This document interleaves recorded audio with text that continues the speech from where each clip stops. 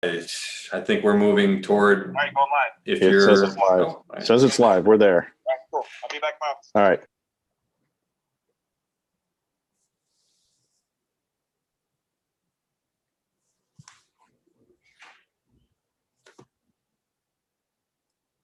Now all of the LinkedIn and YouTube followers will be happy. They were chirping us earlier. people want their stuff on demand. Yeah.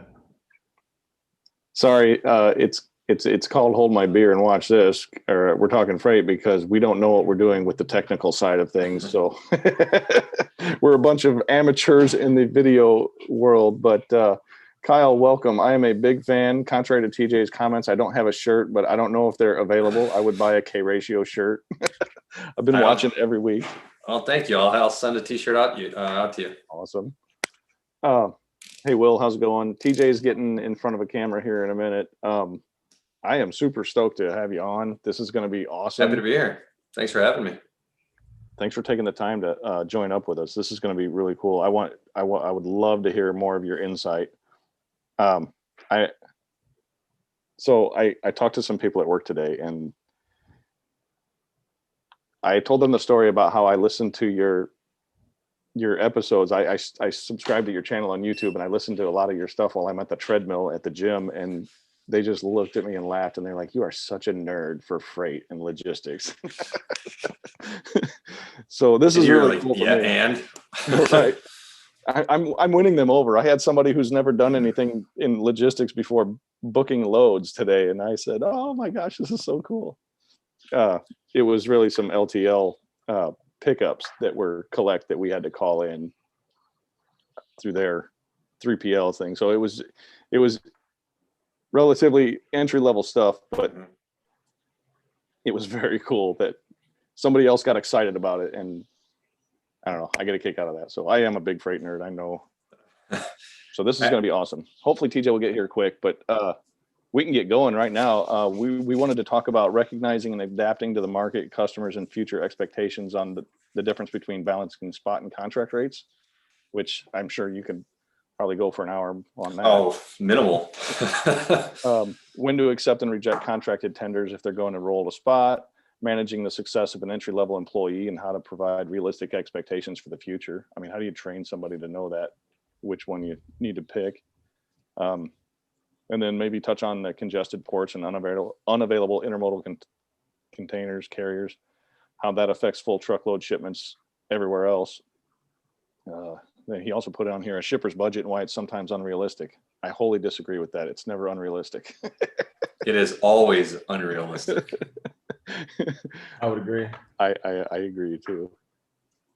I just had two of those conversations yesterday with shippers, and then it's like a moral victory inside when I get them to finally admit, okay, yeah, you're right. But like, I don't understand the purpose. I get it. No, I do understand the purpose. I know why you put together a budget, and I know why you try and plan for it. I know why you try and stick to it.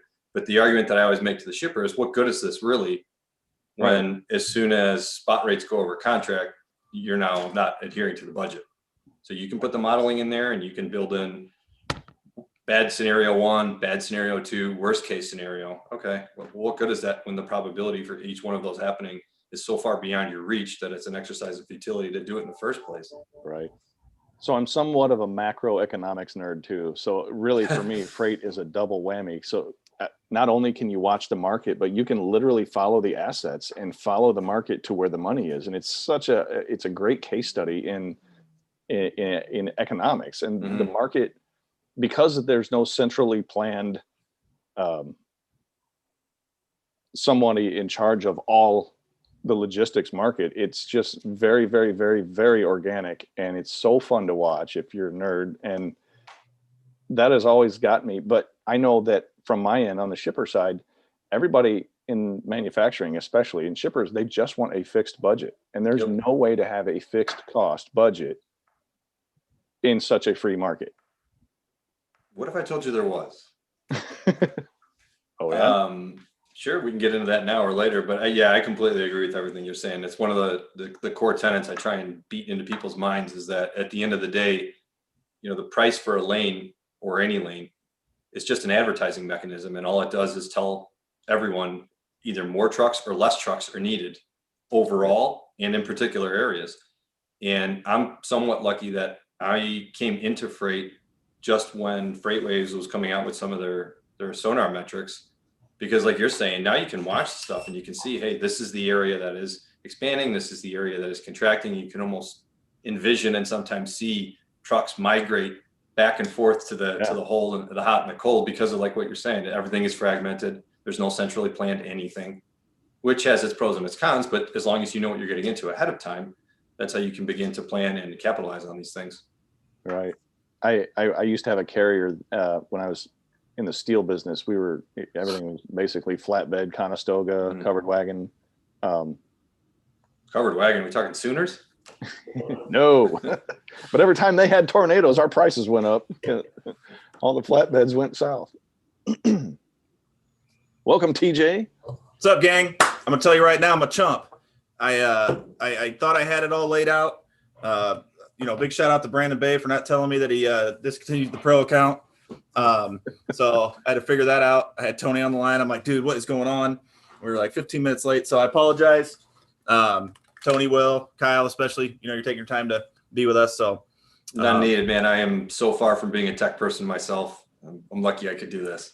Hey, but this is Hold My Beer. This is what we do, right? We fly by the seat of our pants, and we always deliver on time. Deliver, not pick up. 15 minutes late. Yeah, we don't pick up on time. We'll deliver on time, though. We'll put a team on it every once in a while, right? So, but yeah, I wanted to get together, talk a little bit about right now. I'm having a lot of discussions with some of our customers. I know a lot of newer reps are asking me like, I'm not taking these contracted rates, these tenders that are coming through, and they're going to spot bid them, and I'm spot bidding them, and then my customers kind of like getting a little bit upset with me, or asking me why, or if you take this, you're supposed to preload it or whatever. So there's just a lot of kind of ups and downs on what it is. And I know Kyle talks a lot about, where the contracted to spot is and what that means and how it affects, shippers mainly. So I wanted to touch a little bit on that and what you see mostly. I mean, I've got some sticks on what I see. I know Tony will as well, but what are you seeing right now, just from that standpoint, from contract and spot? Well, first, I think that relationship between spot and contract affects each participant. Maybe some more than others, but that depends on where we are with respect to rates. Obviously, right now, given how upside down everything is, it's obvious that shippers are the ones that feel it the most, and it's probably the worst or the deepest feeling to them. But on the other side of the coin, if you're a carrier, right now is wonderful, because no matter what you're doing, you're even making money on your backhaul, which sounds so odd. If you think about some of these historically cheap, if you want to use that word, backhaul lanes that were maybe $1 a mile, sub $1, you're getting $1.80 north of that now. And the money's really flowing in for a carrier. It's a good time to be then. And then on top of that, and Will knows this better than anyone, for a broker, the relationship between spot and contract is everything. Mm-hmm. It is very literally your business. That spread in between is how you pay the bills.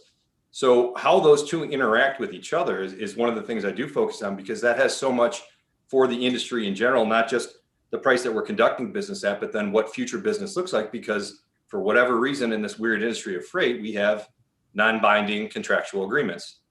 So if we're going to put this stuff out there on paper, and then some people adhere to it and some don't, but we're all transacting in another market called spot market, you have to pay attention to what those two are interacting and how, because when spot does cross over contract, we get tender rejections, and that has a compounding effect then on how we rip through routing guides.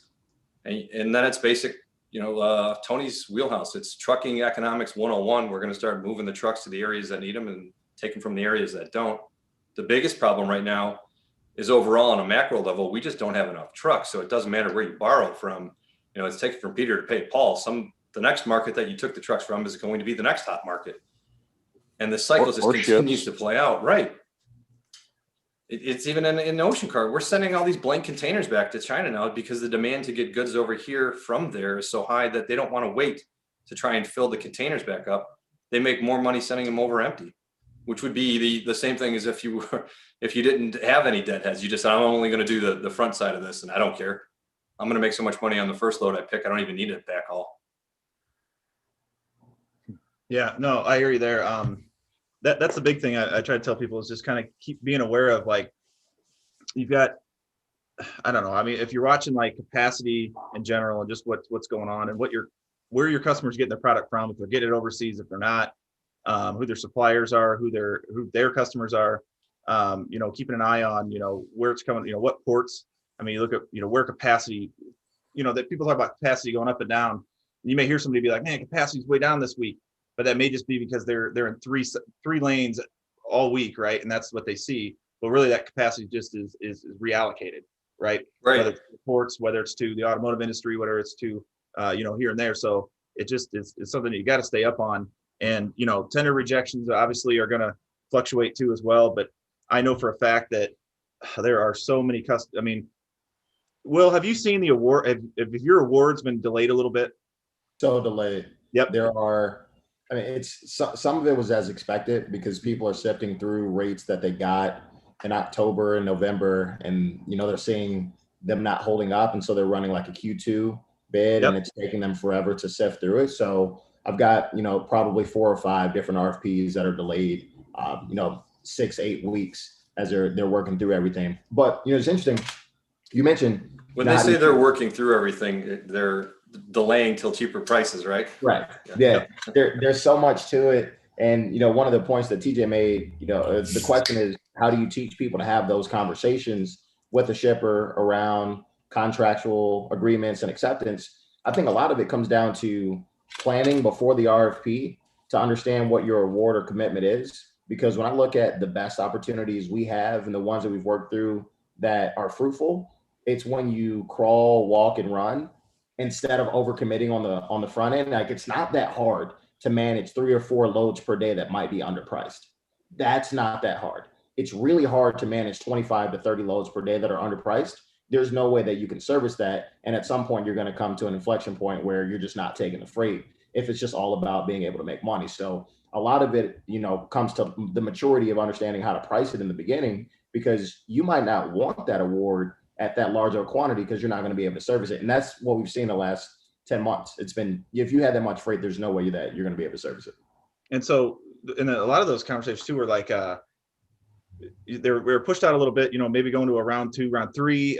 And I'll tell you this, we've got on, and I know they were adding more carriers to like round 2, like that weren't on round 1. They were, some of the customers that I have that I usually do there every year for, they don't usually do target rates.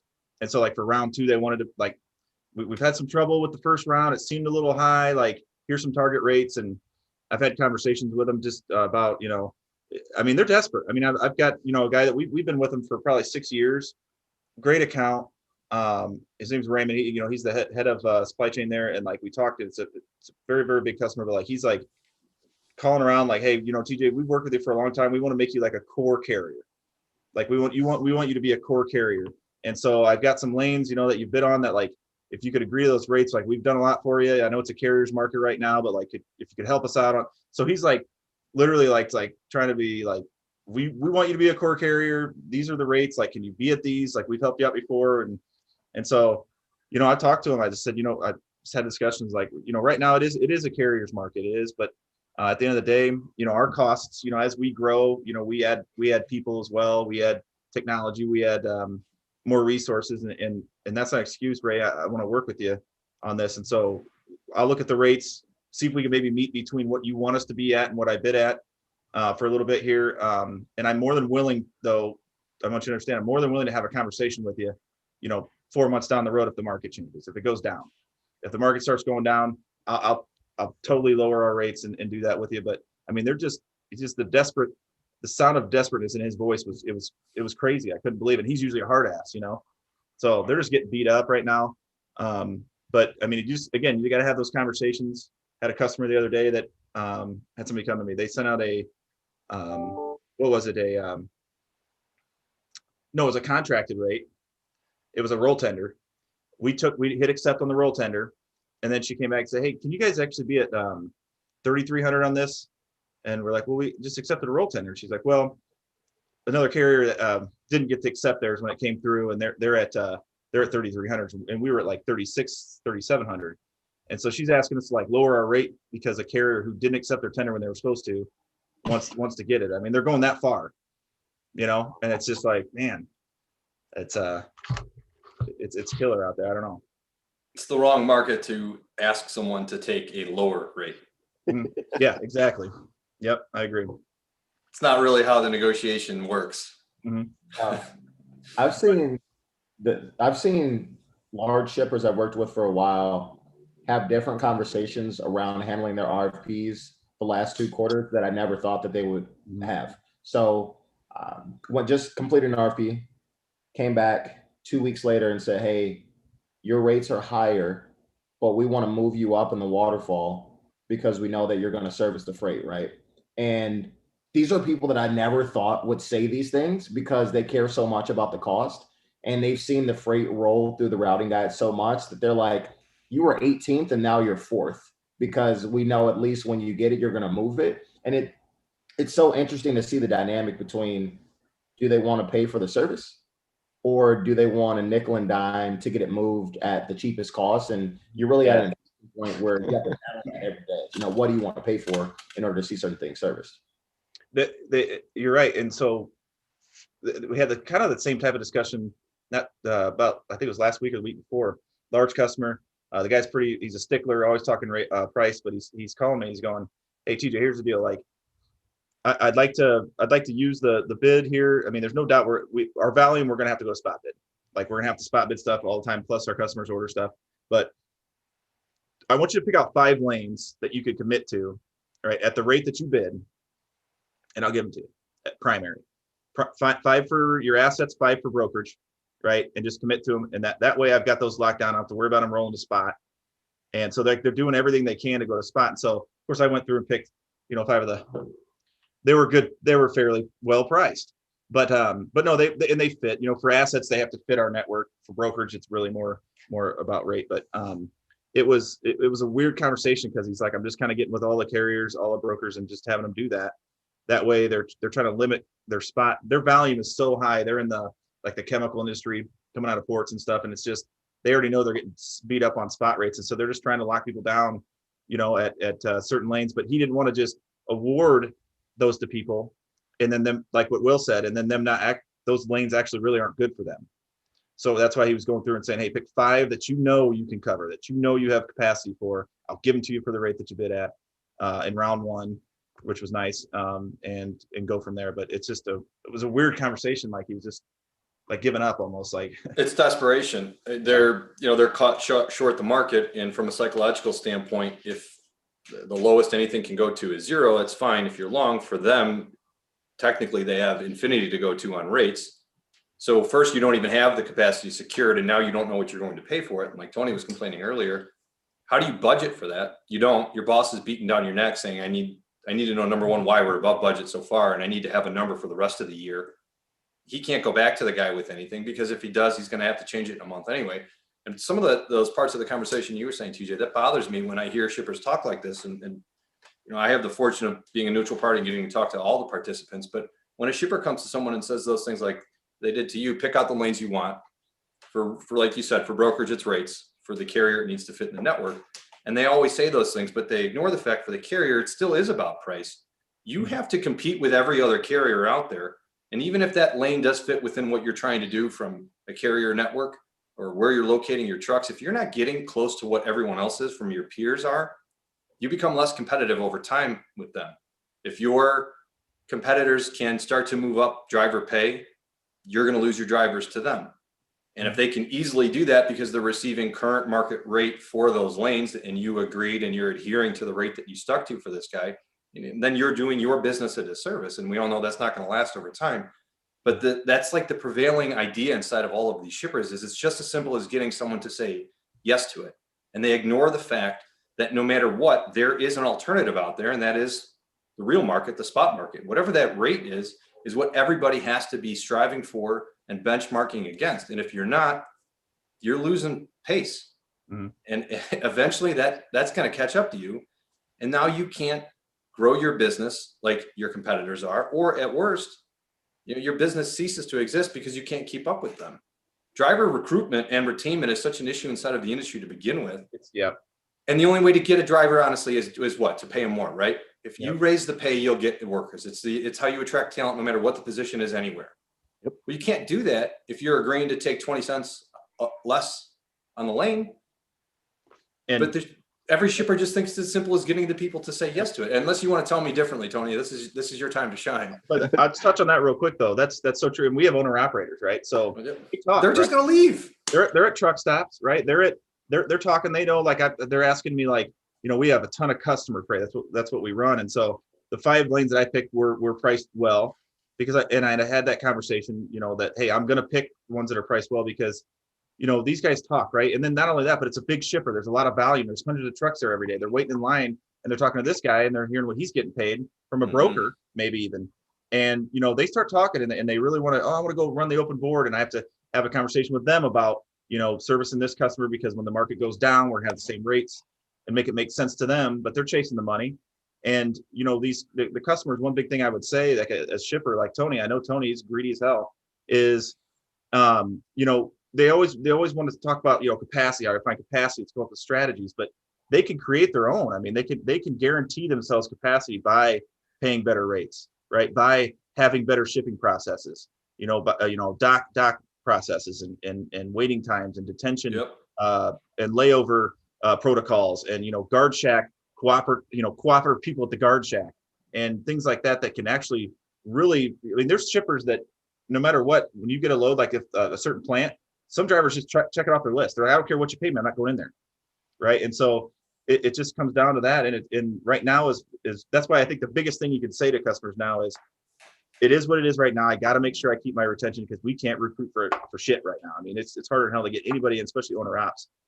And I got to keep who I can keep, and it helps you out because it gives you capacity. But I'm more than willing to have a conversation with you, a couple months down the road when that market goes down. But we just got to do what we got to do.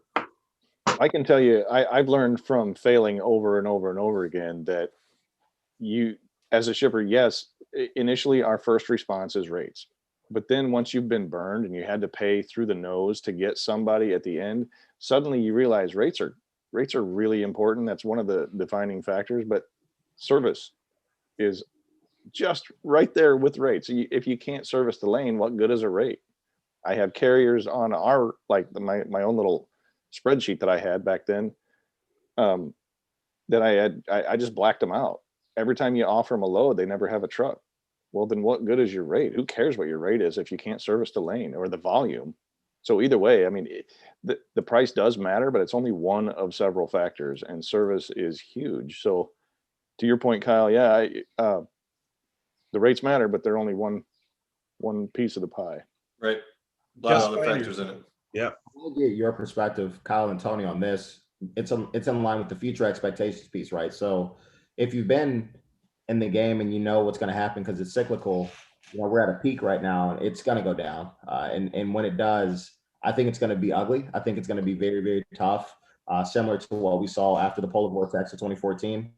That was when I got in freight, and I was trying to understand how it was insane, right? Crazy rates persisted really for most of the year. And then boom, everything drops off of a cliff like 3.5 quarters later.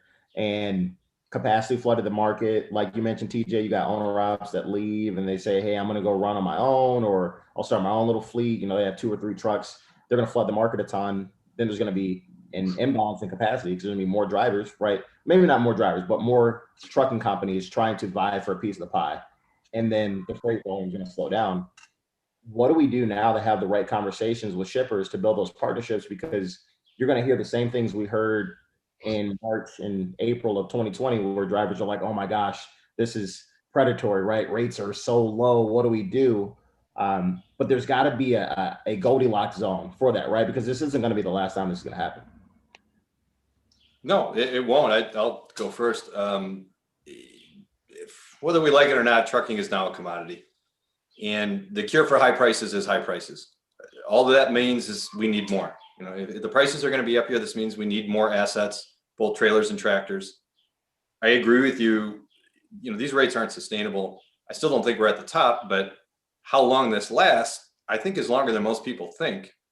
Putting aside the whole work from home experiment that we're still semi-conducting, there's some consumer behavior patterns that might be altered permanently from this as far as how we choose to spend our dollars.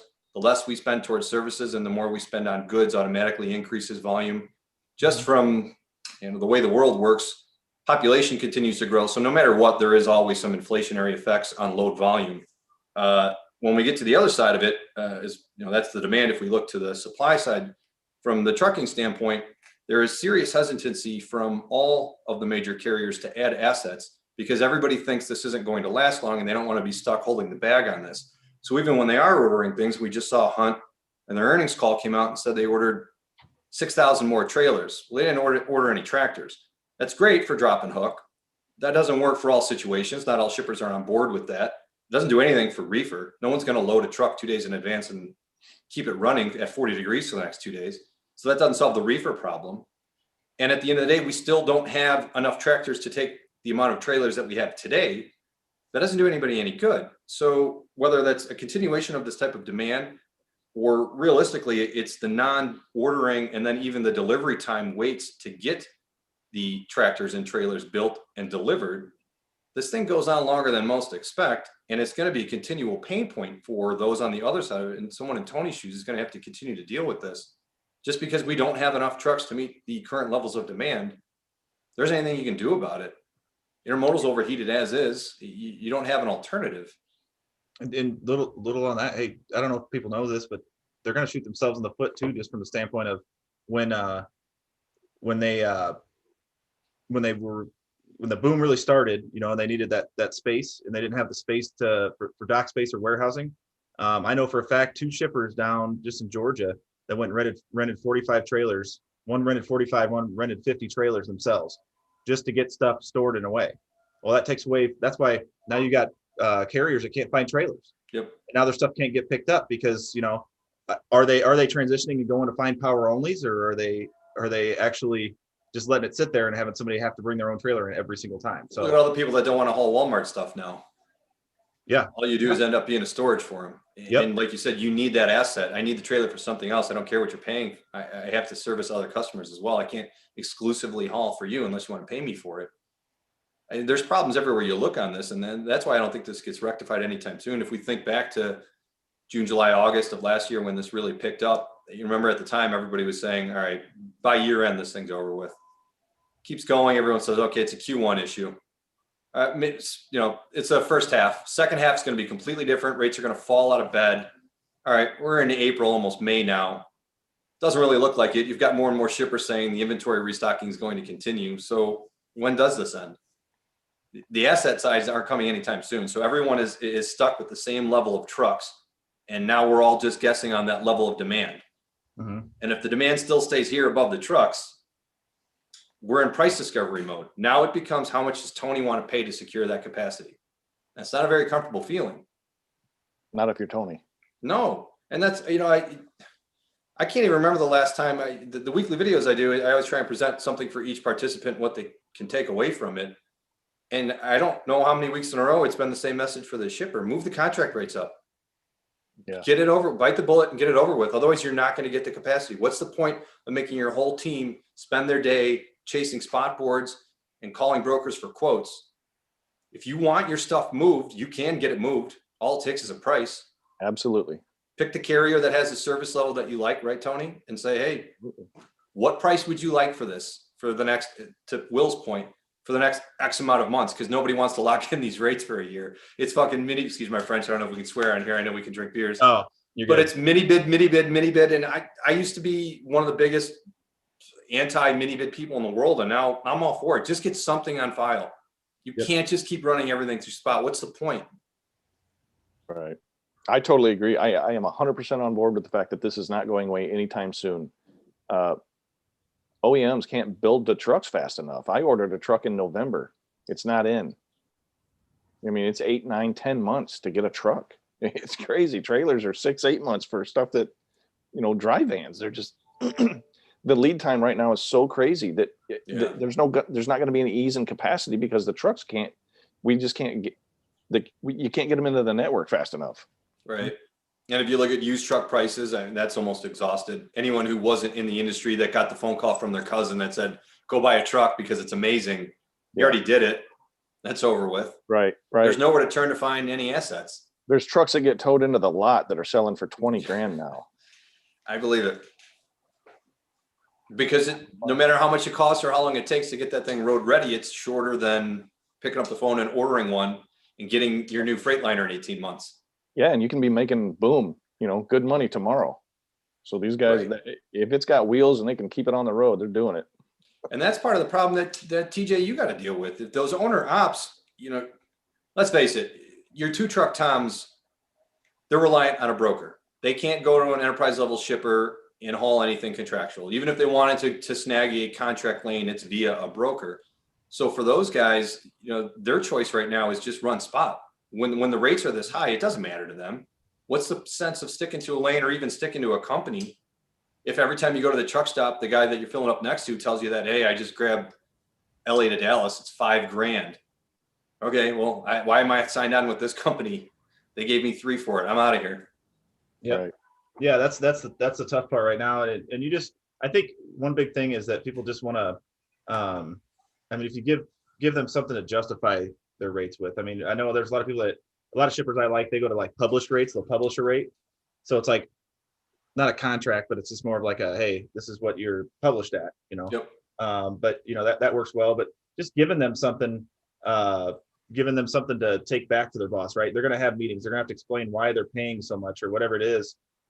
Giving them something to take back with, every time I'm giving them a rate, I'm saying why, I'm talking to them about where capacity is right now, or maybe why it's just where it is this week, or that it's, going to change, or that, rates are this or that. So, there's all different types of things you can do to give them some sort of idea of give them something to take back either to their boss or into a meeting. All right, Sure. I got a question for you here. I want to hear Will and Kyle's input on this. What do you think? Aaron brought this up in the comments. What do you think this is going to do to the LTL market? Same or? I don't dabble too much in that space. The only thing I can say for sure that has affected it is the demand for the finished goods is so strong that the people who need to get the stuff where it needs to be currently have no problem paying full truckload rates for maybe half the trailer, right?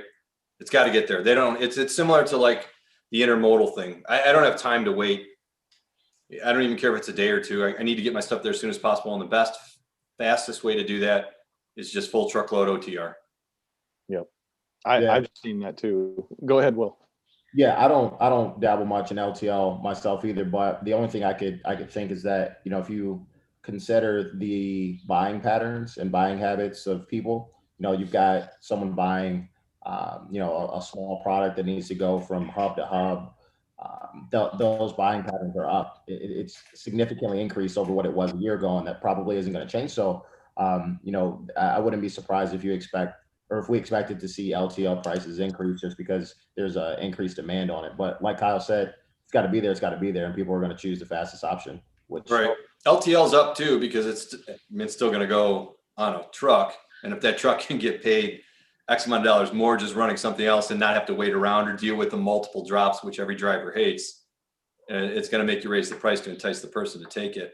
I just don't know. You don't have that luxury with time anymore. No. I had a conversation with a bottled water shipper.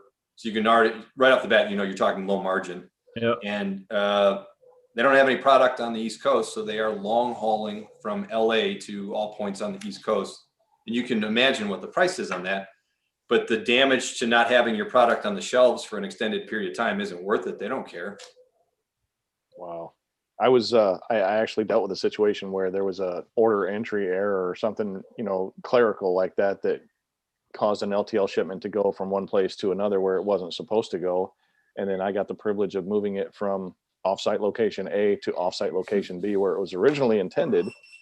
And I went through the steps and I called the carrier and they says, well, actually, we don't actually service that area. That's our partner carrier. And I'll get back to you. They called back like 5 minutes later. We can't take this load. I said, well, why not? And she said, our partner carrier is not accepting loads anymore.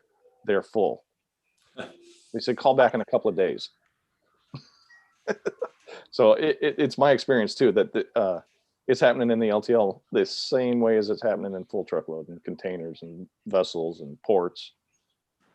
Everywhere you look, it's overheated. Yeah. No, I think it's we have like a minute. It says we have a minute and a half left, Tony, before the meeting ends. How do I change that? Dude, I have no idea. Okay. Why did I ask Tony of all people? Don't ever ask me. Tony knows his way around Casco, but not around Zoom. I'll tell you that. That's right. I don't know. But yeah, I think it's kind of weird because like when you're heavy on spot, like if you're heavy on depending on spot rates, it fluctuates quite a bit. But then even with contracted, like people that have like are on contracted rates when the market was down, they were doing great and you weren't, right? And now it's vice versa, and it's just it's a constant game you got to play. But you just got to have those conversations, get an idea of what their budget is, what they're feeling, what they're needing to answer to, like what they're having to go up against when it comes to being able to do certain things. And I think that's the key to making sure you can actually make it through no matter what you're doing. Communication helps for sure. You have to. I think the one thing that still frustrates me the most is the refusal on many to just accept the fact that the one aspect that unifies everybody in freight is also the thing that creates all of the problems, and that's price. No matter what you're doing or which side of the equation or transaction you're on, there's a price. And if we're going to be honest about it, that's also the reason there are rejections and cancellations. By number alone,